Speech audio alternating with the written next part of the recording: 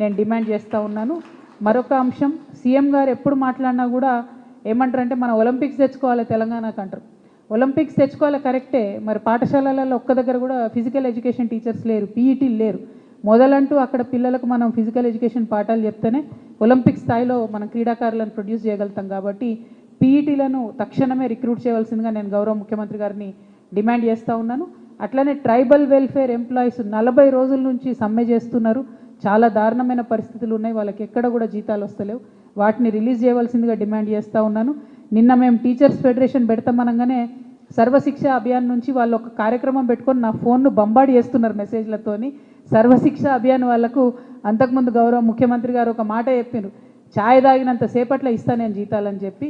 మరి ఇంకా ఛాయలు ఎన్ని తాగినో 2 ఏళ్ల నుంచి నాకు తెలియదు సీఎం గారు, కానీ తొందరగా సర్వశిక్ష అభియాన్ వాళ్ళకు మాత్రం జీతాలు పెంచాలని కూడా డిమాండ్ చేస్తున్నా. ఇంకా ఘోరం ఏంటంటే ఊరికిద్దరు సాక్షర భారత్కు సంబంధించినటువంటి వాళ్ళు ఉండే, వాళ్ళనందరినీ కూడా తీసేసిండ్రు ముఖ్యమంత్రి గారు. అంటే ఆ గ్రామంలో విద్యకు సంబంధించినటువంటి మొత్తం వ్యవస్థను కూడా కుప్పగూలే విధంగా చేసినారు ముఖ్యమంత్రి గారు. ఇది కరెక్ట్ కాదు.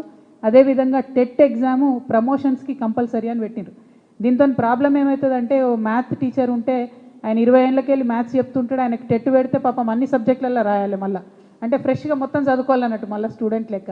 సో చాలా ఘోరం ఉంది పరిస్థితి.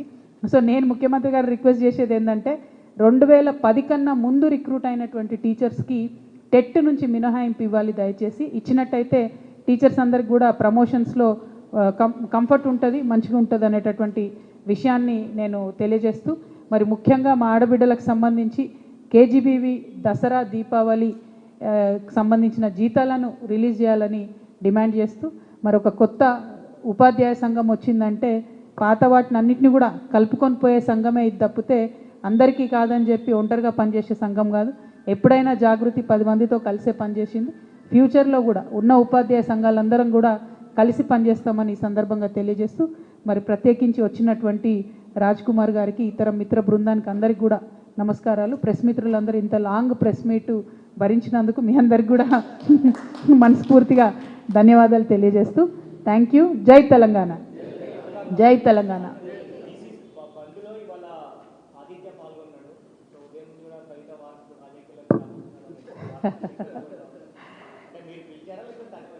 పిల్లలకు సామాజిక బాధ్యత నేర్పించాలి కదా. నేను ధర్నా ఉంది, బంద్ ఉంది అంటే ఏం బంద్ అన్నాడు, బీసీల కోసం అడుగుతున్నాము అన్నాడు. బీసీల కోసం ఎందుకు అడుగుతున్నాము అన్నాడు. అంటే మొత్తం ఎక్స్ప్లెయిన్ చేసిన ఇట్లా ఉంటుంది అంటే, అరే మరి అందరికీ రావాలి కదా ఈక్వల్ ఆపర్చునిటీ అంటే, అవును రావాలి, మరి నేను రావాలి అన్నాడు. రమ్మన్నా, వచ్చిండు. So social objective, social lesson అనేది పిల్లలకు ఇంపార్టెంట్. సమాజంలో మనం కోరుకునేటటువంటి పని మన ఇంటి నుండే ప్రారంభం అవ్వాలి. ఇంట్లో ఉన్న మా వాళ్ళందరూ కూడా అర్థం కావాలి, పోరాటం చేస్తే తప్ప సమస్యలు పరిష్కారం కావని. సో అందుకే వచ్చిండు తప్పితే ఏం లేదు. చిన్నోడు 20 ఏళ్ళు 21 ఏళ్ళు, సో అప్పుడే ఇంకా పాలిటిక్స్లో పార్టిసిపేట్ అయ్యే ఏజ్ కూడా రాలే. Thank you.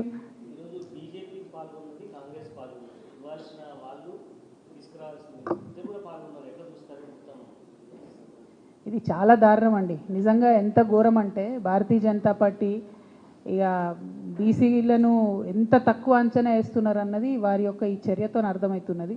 ఇవ్వాల్సిన వాళ్ళే బంద్లో పాల్గొంటున్నారు. అట్లా రాదు, ఖచ్చితంగా 42% అయితే అట్లా రాదు. నేను ఒక్కటే డిమాండ్ చేస్తున్నా, 8 మంది బీజేపీ ఎంపీలు ఉన్నారు. ఇప్పుడు అక్కడ మోడీ గారిది మైనారిటీ గవర్నమెంట్ ఉన్నది. ఆయన చంద్రబాబు నాయుడు గారి మీద, నితీష్ కుమార్ గారి మీద ఆధారపడి ప్రభుత్వం నడుపుతూ ఉన్నారు. ఇటువంటి సందర్భంలో 8 మంది బీజేపీ ఎంపీలు మీరు రాజీనామా చేస్తే 42% రిజర్వేషన్ బీసీలకు నడుచుకుంటూ తెలంగాణకు వస్తుంది, ఉట్టికి కూడా రాదు. కానీ ఆ త్యాగాలు చేసడానికి బీజేపీ ఎంపీలు సిద్ధంగా లేరు. వాళ్ళ త్యాగాలకు తయారైతేనే జరుగుతుంది. మీరు ఆ త్యాగాలకు తయారయ్యేటట్టు కూడా తెలంగాణ జాగృతి పోరాటం చేస్తుంది. ఎందుకంటే తెలంగాణ ఉద్యమ సందర్భంలో కూడా మేము ఒకటే డిమాండ్ చేసినాం, కాంగ్రెస్ ఎంపీలు కాంగ్రెస్ ఎమ్మెల్యేలు రాజీనామా చేస్తేనే తెలంగాణ వస్తుందని చెప్పినాం. ఆనాడు కొంతమంది ప్రజాప్రతినిధులు జూపల్లి కృష్ణారావు గారు లాంటి వాళ్ళు రాజీనామా చేస్తేనే ఎప్పటికప్పుడు హీట్ పెరిగింది. కేశవరావు గారు లాంటి వాళ్ళు రాజీనామాలు చేసి వచ్చి బీఆర్ఎస్లో చేరితేనే హీట్ పెరిగింది, తద్వారానే తెలంగాణ వచ్చింది. అంటే అది ఒక సందర్భం తెలంగాణ ఏర్పాట్లో. ఇవాళ కూడా బీసీలకు 42% రిజర్వేషన్ రావాలంటే బీజేపీ నాయకుల త్యాగాలతోనే అసాధ్యమవుతుంది. ఖచ్చితంగా 8 మంది బీజేపీ ఎంపీలు డిమాండ్ చేయాలని తెలంగాణ జాగృతి తరఫున, రిజైన్ చేయాలని తెలంగాణ జాగృతి తరఫున మేము డిమాండ్ చేస్తాం. సారీ, ఏమొస్తుంది ధర్నా చేస్తే, చేసి అలసిపోయినాం ధర్నాలు బీసీలం. ఆడ ఈడ అన్ని చోట్ల ఎన్ని పోరాటాలు చేసినాం. కాకపోతే పొలిటికల్ ప్రాసెస్ ద్వారానే రావాలి కదా, ఎందుకంటే ఎన్ని కోట్లకు పోయినా అడ్డుపడతా ఉన్నది. అల్టిమేట్గా పార్లమెంట్లో చట్టం కావాలి, రాజ్యాంగ సవరణ జరగాలి. అది జరగాలంటే రాజకీయ ఒత్తిడి పెరగాల్సిందే. అట్లా రావాలంటే మరో తెలంగాణ బీసీ ఉద్యమం రావాల్సిందే. దానికోసమే ప్రయత్నం చేస్తున్నాం. ఇప్పుడు మేము పోయేటటువంటి మొత్తం జనంబాట యాత్రలో కూడా ఎక్కడికక్కడ బీసీ సంఘాల నాయకులు కూడా కలుస్తున్నాం అందరితో పాటు. ఈ అంశాన్ని కూడా పదే పదే గుర్తు చేస్తాం ప్రజలకు.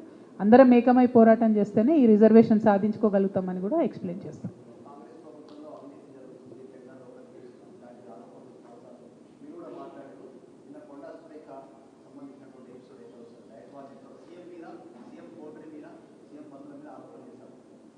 అయ్యో, మా కోటరీతోనే డీల్ చేయలేక లొల్లి అవుతుంది నాకు. వాళ్ళ కోటరీతో నాకెందుకు ఇప్పుడు కొత్త పంచాయతీ లేనిపోంది. వద్దులేబ్బా, నాకు సంబంధం లేని ఇష్యూ అది. కొండ సురేఖ అక్కనే మళ్ళీ చెప్తుంది ఎప్పుడన్నా ఇంట్రెస్టింగ్గా. Thank you. జై తెలంగాణ.